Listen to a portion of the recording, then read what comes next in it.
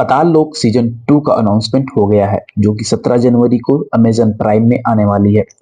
तो इस वीडियो में हम सीजन 1 की स्टोरी और उनके कैरेक्टर्स के बारे में बातें करते हैं ताकि जब आप सीजन 2 देखो तो सीजन 1 की स्टोरी और उनके कैरेक्टर आपके ध्यान में रहे। इसका सीजन 1 अमेजन प्राइम में 2020 में ही रिलीज हुई थी और ठीक उसके पूरे 5 साल बाद या 5 साल कंप्लीट होने वाले हैं और इसका सीजन 2 आ रहा है। सीजन 1 की स्टोरी तो ऑलमोस्ट लास्ट एपिसोड में खत्म हो गई थी, जहां मेन कैरेक्टर में थे इंस्पेक्टर हाथीराम, उसका पार्टनर इंस्पेक्टर अंसारी, जो सीजन 1 के लास्ट होते होते आईएएस बन जाता है। मतलब आईएएस बनते दिखाया नहीं गया, लेकिन आईएएस की इंटरव्यू देने जाते हुए दिखाया गया।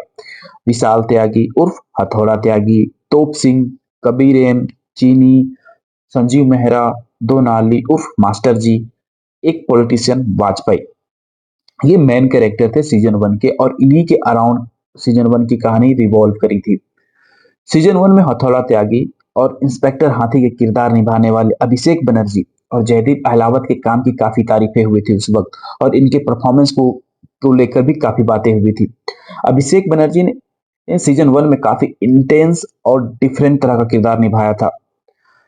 पाताल लोक सीरीज में 3 लोक का कॉन्सेप्ट दिया गया है। 3 लोक मीन्स स्वर्ग लोक, धरती लोक और पाताल लोक। स्वर्ग लोक में आते हैं एलीट और प्रिविलेज्ड क्लास के लोग, यानी अमीर लोग। धरती लोक जहाँ पे मिडिल क्लास के लोग सरवाइव करते हैं, जहाँ रहते हैं। और पाताल लोक जहाँ पे under privileged and criminal background के लोग रहते हैं।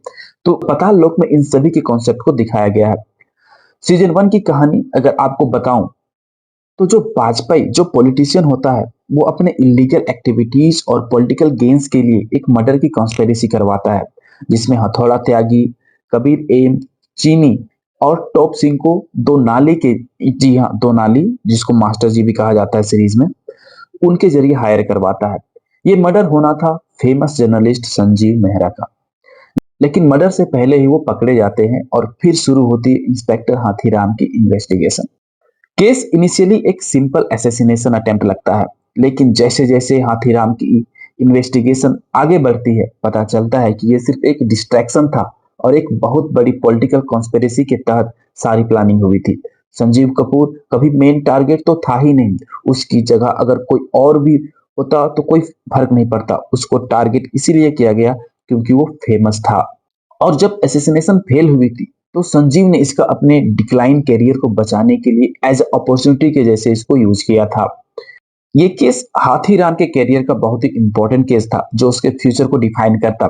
उनके सुपीरियर ने भी ये केस उसे इसलिए दिया था क्योंकि उनको पहले लगा था कि ये हाथीराम ये केस सॉल्व नहीं कर पाएगा, लेकिन जैसे जैसे हाथीराम की इन्वेस्टिगेशन आगे बढ़ती है तो केस के कई लेयर खुलते हैं और तब केस हाथीराम से लेकर सीबीआई को दी जाती है। बस एक छोटी सी गलती के कारण जो एक महिला कांस्टेबल से हुई थी, उसने चीनी जो एक ट्रांसजेंडर थी उसे वो फीमेल समझ लेती है। इस कारण से हाथीराम को सस्पेंड कर दिया जाता है, लेकिन सस्पेंड होने के बाद भी वो इन्वेस्टिगेशन कंटिन्यू करता है और उसकी हेल्प करता है उसका पार्टनर अंसारी। इन्वेस्टिगेशन में काफी सारी चीजें सामने आती हैं कि विशाल त्यागी हथौड़ा त्यागी कैसे बना, तोप सिंह के साथ क्या हुआ था, चीनी कौन थी और कबीर एम कौन था। इन्वेस्टिगेशन में काफी सारी चीजें सामने आती है। विशाल त्यागी हथौड़ा त्यागी कैसे बना, तोप सिंह के साथ क्या हुआ और चीनी कौन थी और कबीर एम कौन था। विशाल त्यागी के बारे में बताया गया कि उसके बहनों के साथ सेक्सुअल असॉल्ट हुआ था और जिन लोगों ने उसकी बहनों के साथ सेक्सुअल असॉल्ट किया तो विशाल त्यागी ने उन सभी को हथौड़े से मारा और इस कारण से उसका नाम हथौड़ा त्यागी पड़ा। तोप सिंह के साथ जातिवाद हुआ था। उसके गांव में जातिवाद चरम सीमा पे था। लोग उसे ताना मारते थे और इसी कारण से तोप सिंह ने कुछ लोगों को वहां पे मार पीट दिया था और इस बात का बदला लेने के लिए दूसरे कास्ट के लोगों ने उसकी मां के साथ सेक्सुअल असॉल्ट किया। चीनी एक ट्रांसजेंडर थी। तो आप जानते ही हैं पूरी दुनिया और इंडिया में भी ट्रांसजेंडर के साथ कैसा सलूक किया जाता है। संजीव मेहरा का असैसिनेशन इसलिए फेल होता है कि जब हथौड़ा त्यागी को संजीव मेहरा को मारने के लिए कहा गया तो वो उस पर नजर रख रहा था। उसको डॉग से काफी प्यार था और दो नाली जिसको हथौड़ा त्यागी काफी मानता था, वो भी डॉग डॉग को लव करता था। उनका कहना था कि जो डॉग को प्यार करते हैं वो अच्छे लोग होते हैं।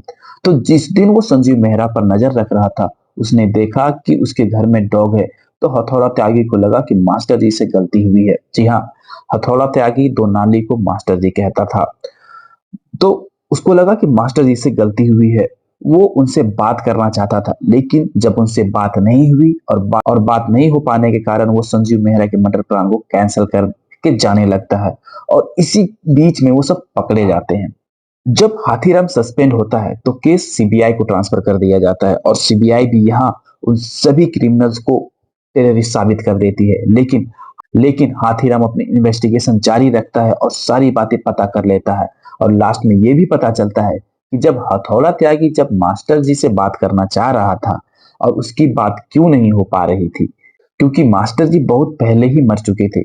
ये जानते ही हथौड़ा त्यागी खुद को गोली मार लेता है और सीजन 1 यहीं पे खत्म हो जाता है। सीजन 1 की कुछ खास बात थी कि उसमें जब टाइटल पाताल लोक लिखा आता था तो वो स्क्रीन में मिडिल से नीचे था, और जब इसका सीजन 2 अनाउंसमेंट हुआ तो टाइटल सेंटर में है।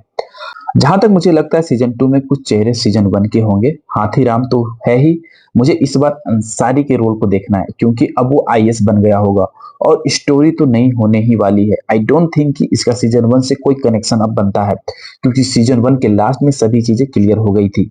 आप बताना, आप बता लो सीजन 2 में किस कैरेक्टर की स्टोरी के लिए एक्साइटेड हो। सीजन 1 आपको कैसा लगा था?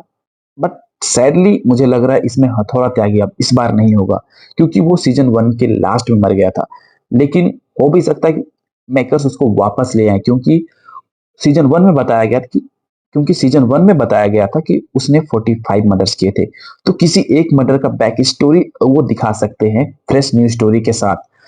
लेकिन माइट भी सीजन 2 न्यू सीजन होगा क्योंकि इसका टाइटल भी है न्यू सीजन।